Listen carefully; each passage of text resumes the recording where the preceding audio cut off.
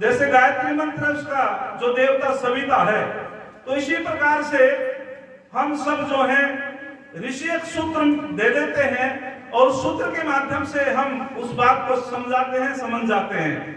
तो हमारे न्याय दर्शन के ऋषि गौतम हुए, उन्होंने बात को समझाने के लिए एक बहुत अच्छा सिद्धांत दिया जिसको बोलते हैं पंचावयव सिद्धांत। उसको 5 वाक्य में बोल सकते हैं। जैसे किसी ने कहा कि शरीर नाशवान है, तो ये प्रतिज्ञा हुई।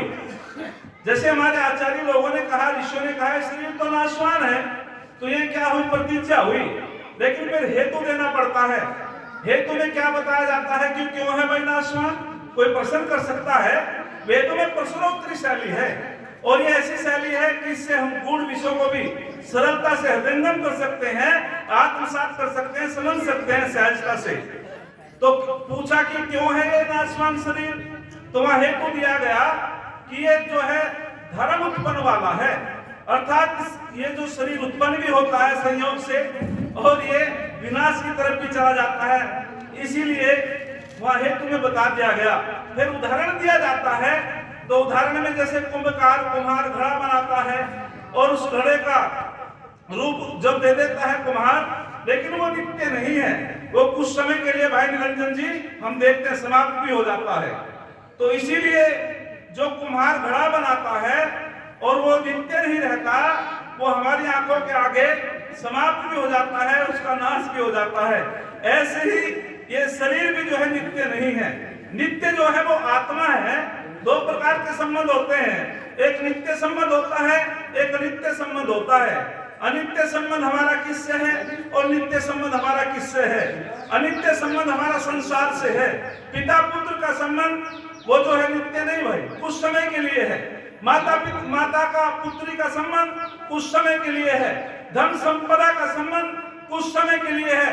लेकिन जो शाश्वत संबंध है, सदैव है, हमेशा है, जो अलग नहीं हो सकता, वो संबंध किससे है? हमारा आत्मा और परमात्मा से। याद रखना, चाहे हम कितने भी जन्म ले लें, लेकिन वो परमात्मा आत्मा से अलग हो ही नहीं सकता।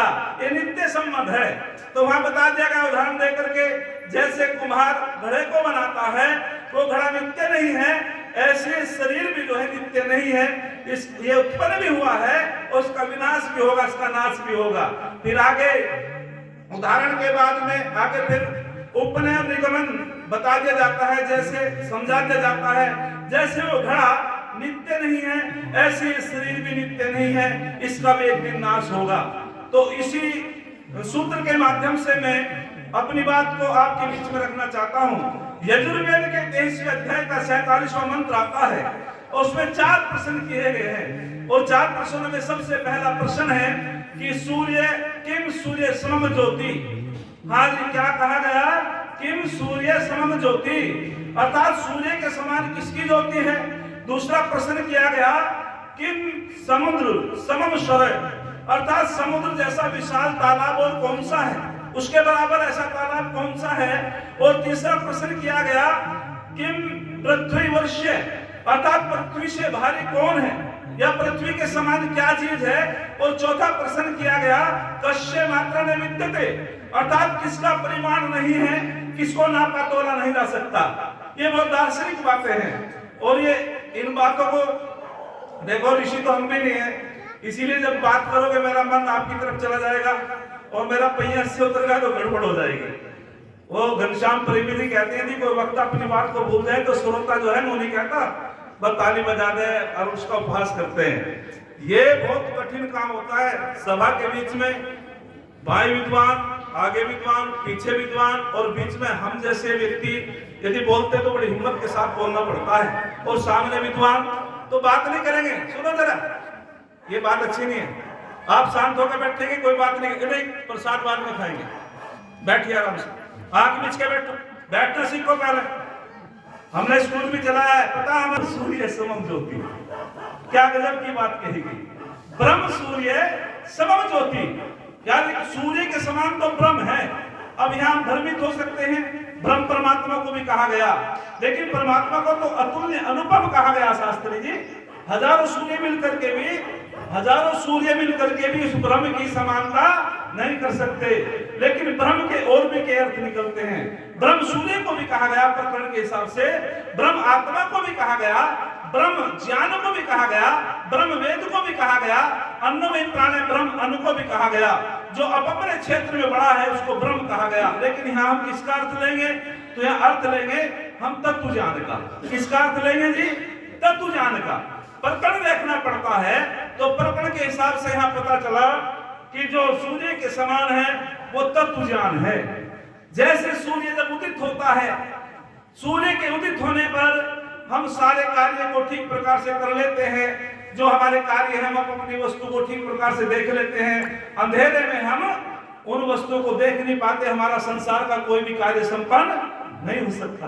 ठीक उसी प्रकार से जब तत्व ज्ञान हमारे अंदर हो जाता है तो हम भी अपने सूक्ष्म शरीर को देख सकते हैं। याद रखना, दो प्रकार का ज्ञान होता है, एक शब्द ज्ञान होता है अनिल बाबू जी, और एक तत्व ज्ञान होता है।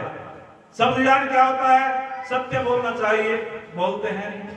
तत्व ज्ञान क्या होता है? शराब नहीं पीनी चाहिए, छोड़ते हैं नहीं। ये शाब्दिक ज्ञान है। और शाब्दिक ज्ञान में बता दिया गया कि हमें जुआ नहीं खेलना चाहिए, लेकिन खेलते हैं, तो वो वहां तक ही सिमट के रह गया। लेकिन जब शाब्दिक ज्ञान हमारे अंतःकरण में ग्रहण हो जाता है, वो तत्व ज्ञान बन जाता है कि तुम्हें सत्य बोलना चाहिए। तो जब हमारे जीवन में सत्यता आ जाती है तो निश्चित रूप में वो तत्व ज्ञान ही हमको जो है सुख पहुंचाता है। वो तत्व ज्ञान हमारे अंदर के जगत को दिखा देता है। जो 18 तत्व वाला जो हमारा सूक्ष्म शरीर है, ये स्थूल शरीर है, इसको तो हम देख सकते हैं आंखों से।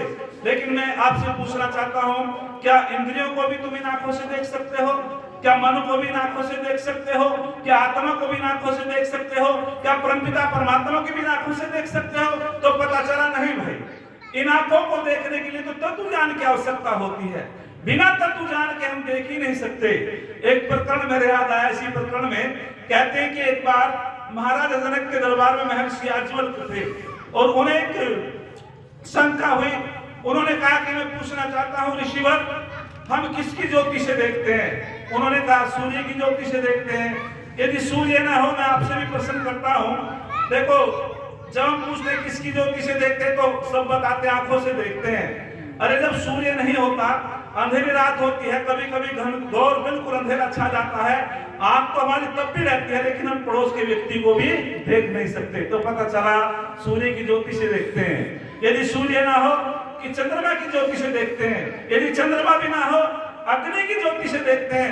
यदि कभी कभी अग्नि भी ना हो, चंद्रमा भी ना हो, सूर्य भी ना हो, कि फिर दीपक की ज्योति से देखते हैं। फिर प्रश्न कर दिया महाराज जनक ने कि हे ऋषिवर, कभी कभी ऐसा हो जाता है कि दीपक का प्रकाश भी ना हो, अग्नि का प्रकाश भी ना हो, सूर्य का प्रकाश भी ना हो, चंद्रमा का प्रकाश भी ना हो, फिर किसकी ज्योति से देखते हैं? उन्होंने कहा कि फिर हम वाणी के माध्यम से देखते हैं। याद रखना, जब घनघोर जंगल में भटक जाता है व्यक्ति, तो वो कहता है कि भाई आवाज लगाता है कि तुम इधर आ जाओ, तो वाणी सुन करके उसके पास चला जाता है। तो वाणी देखने का भी वहां एक माध्यम बन जाता है। उन्होंने कह दी कोई गूंगा व्यक्ति हो। महाराज जनक भी तो बड़े कमाल के व्यक्ति थे, क्यों जी ऋषिपाल जी? उन्होंने कि कोई गूंगा व्यक्ति हो, वाणी भी ना हो, तो फिर वे कहते हैं महर्षि याज्ञवल्क्य कि फिर अपनी आत्मा की प्रकाश से देखते हैं। और याद रखना, हमारे आत्मा द्रष्टव्य, जो अपनी आत्मा को जान लेता है वही परमात्मा को जानता है, और जो अपनी आत्मा को नहीं जानता वो कभी परमात्मा को नहीं जान सकता। तो सूर्य समम ज्योति, बिना तत्व ज्ञान के हम सूर्य के दर्शन, वो जो है हम सूर्य को या अपनी आत्मा को नहीं पहचान सकते। अपने अंतर के जो 18 तत्व वाला हमारा अंतःकरण है, 5 ज्ञानेंद्रियां हैं, 5 कर्मेंद्रियां हैं, और इसमें जो है 5 तन्मात्राएं हैं, और मन बुद्धि अहंकार, ये 18 जो तत्व हैं, इनको हम तत्व ज्ञान से ही जान सकते हैं। बिना तत्व ज्ञान के हम नहीं जान सकते। आगे फिर बहुत सुंदर बात कही हमारे जो महर्षि कपिल है सांख्य दर्शन के, उन्होंने कहा ज्ञानेन्द्र मुक्ति, बिना ज्ञान के मुक्ति हो ही नहीं सकती। बिना ज्ञान के हम जो है कभी दुखों से छूट नहीं सकते। जब तत्व ज्ञान होता है तभी जाकर के हमको एक प्रकार से पता चलता है कि हम यथार्थ में है या नहीं है। सही वस्तु का ज्ञान वही कर सकता है। फिर आगे बहुत सुंदर बात कहते हैं महर्षि मनु जी कहते हैं, धन्यवाद जी, महर्षि मनु जी कहते हैं कि सम्यक दर्शन संपन्न है, कर्म न कर्म फिर निर्बध्यते। वे कहते हैं कि जब तत्व ज्ञान नहीं होता और जिसको तत्व ज्ञान हो जाता है वो बार बार उसको कर्म बंधन में नहीं ला सकते, और जब तत्व ज्ञान हो जाता है वो बार बार जन्म मरण के चक्र में नहीं आता। बिना तत्व ज्ञान के व्यक्ति कर्मों के बंधन में आता रहता है और जाता रहता है। और इसी बात को बहुत सुंदर तरीके से कहते हैं योगीराज श्री कृष्ण महाराज जी भी समझाते हैं, न ही ज्ञानेन सदृशम पवित्रम हि विद्यते, अर्थात ज्ञान जैसा, तत्व ज्ञान जैसा पवित्र करने वाला और कोई वस्तु नहीं है संसार के अंदर। ये संसार के लोगों, जब तक हमको तत्व ज्ञान नहीं होगा हम बिल्कुल ठीक प्रकार से अपने जीवन को यथार्थ रूप में नहीं जी सकते। समय कम है, फिर आगे अगला जो मैं बताना चाहता हूं, फिर कहा कि किम समुद्र समम स्वर है, अर्थात 10 मिनट है, अच्छा 10 मिनट है, चलो कोई बात नहीं। आधी व्याख्या आधे मंत्र की अब और अगले साल आधे मंत्र की फिर कर दूंगा, क्या हो गया तो घर की बात है। तो फिर कहा 10 मिनट का समय दिया गुरु जी ने, और तो उन्होंने कहा किम समम समुद्र स्वर है, अर्थात समुद्र जैसा तालाब कौन सा है इस दुनिया के अंदर। तो वहां फिर बता दिया गया कि जो समुद्र जैसा तालाब है इस दुनिया के अंदर, तो उसको बताया उन्होंने, बड़े अच्छे तरीके से समझा दिया गया। ये जो समुद्र है, समुद्र के समान उन्होंने बताया मस्तिष्क। क्या बताया जी? मस्तिष्क। और मस्तिष्क देखने में छोटा लगता है, ये बुद्धि देखने में छोटी लगती है। स्वामी धर्मेश्वरानंद जी बड़ी सुंदर व्याख्या क्या करते थे कि इसको खोपड़ी कहते हैं भाई। हमने कहा स्वामी जी क्यों कहते हैं? तो उन्होंने कहा आचार्य इसलिए कहते हैं इसमें जन्म जन्मांतरों की बात खोई पड़ी है। हाँ जी, जन्म जन्मांतरों की बातें खोई पड़ी है, इसलिए इसका नाम क्या है? खोपड़ी है। तो ये मस्तिष्क के माध्यम से ही व्यक्ति आकाश तक उड़ जाता है। और हमारे वैज्ञानिक भी बताते हैं कि हम अपने मस्तिष्क का केवल 1-2% ही प्रयोग करते हैं, 3-4% भी प्रयोग नहीं कर पाते। बड़ा सामर्थ्य है इस मस्तिष्क के अंदर, दिमाग इतना है, लेकिन हम प्रयोग नहीं कर सकते, साधना नहीं कर पाते। तो वे कहते हैं हमारे ऋषिवर कि इस बुद्धि के माध्यम से व्यक्ति बहुत बड़ा विद्वान बन जाता है। इस बुद्धि के माध्यम से व्यक्ति, अभी हमारी बहन सुरभा शास्त्री जी कहाँ है? मुझे तो ज्ञान बुला है, भाई पर बड़ा रोक जमाती है, मुझे दिखाई नहीं दे रही। अच्छा यही है, चलो बढ़िया। मुझे दिखाई नहीं दी थी, उसमें आवरण आ गया था बीच में, कम देगा। तो सुरभा बहन शास्त्री जी की बहन है पवित्रा। क्या नाम बहन जी का? पवित्रा। हाँ, स्मरण शक्ति ठीक है मेरी।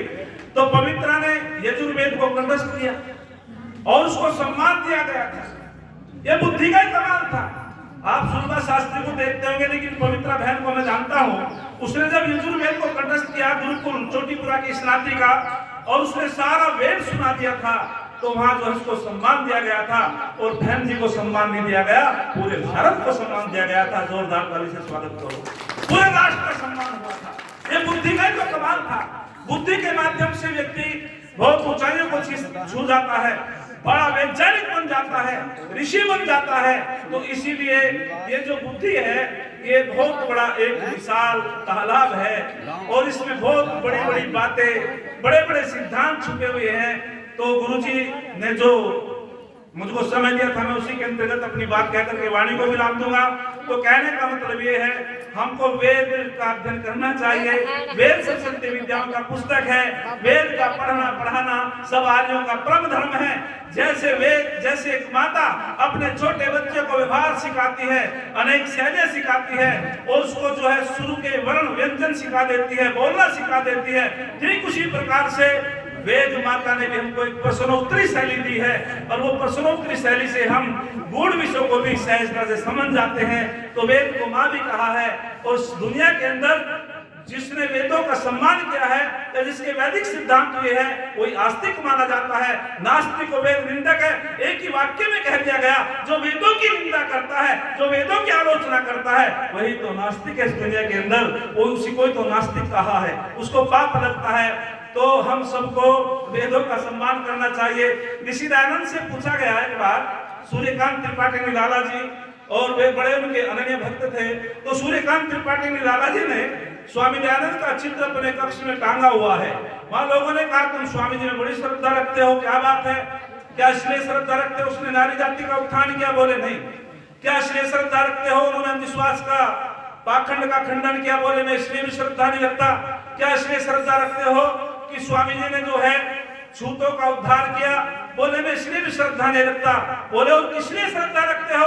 तो जब सूर्यकांत त्रिपाठी निराला जी ने कहा था कि मैं स्वामी दयानंद का सम्मान इसलिए करता हूँ, अरे नारी जाति का उत्थान तो कोई और भी कर सकता था, पाखंड का खंडन तो कोई और भी कर सकता था, लेकिन ऋषि दयानंद ने वेदों की प्रतिष्ठा बचाने के लिए अपना जीवन दांव पे लगा दिया। मैं इसलिए उनका सम्मान करता हूँ, मैं इसलिए उनको श्रद्धा से उनका जो है सम्मान करता हूँ। वाह वाह दयानंद, यदि तू ना होता तो आज हमको भी पता ना होता कि हम सही रास्ते पे हैं, गलत रास्ते पे हैं।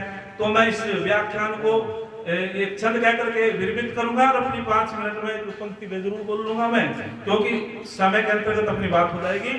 तो किसी ने लिखा है बहुत सुंदर, जिसको मेहनत से बहाना पसीना आता है, फटा आंचल दुखी दुर्बल का सीना आता है, चाहता है औरों के जीने में अपना जीवन। सच तो यही है, लोगों दुनिया में उसी को जीना आता है, लोगों दुनिया में उसी को जीना आता है। तो हमें परोपकार करना चाहिए। एक पंक्ति में आपके बीच में दोहराता हूं, ये दूसरी और